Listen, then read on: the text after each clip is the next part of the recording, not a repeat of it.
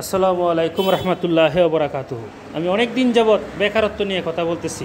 আমার দৃষ্টিতে বাংলাদেশের অধিকাংশ ইউনিভার্সিটিগুলো হচ্ছে বেকার তৈরি কারখানা।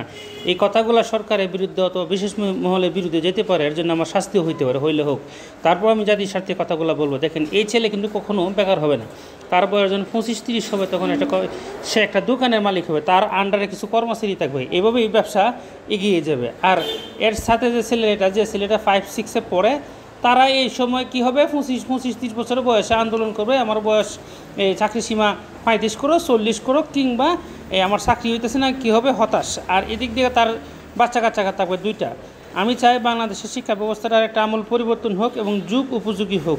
বাংলাদেশের কৃষি খাতে, মেডিকেল খাতে এবং ইঞ্জিনিয়ারিং খাতে লোক বলে খুবই অভাব। তারা ইংরেজিতে যেন ভালো কথা বলতে পারে, লিখতে পারে এবং অন্যান্য বিষয়গুলো করতে পারে, এই জন্য সরকারের দৃষ্টি আকর্ষণ করছে।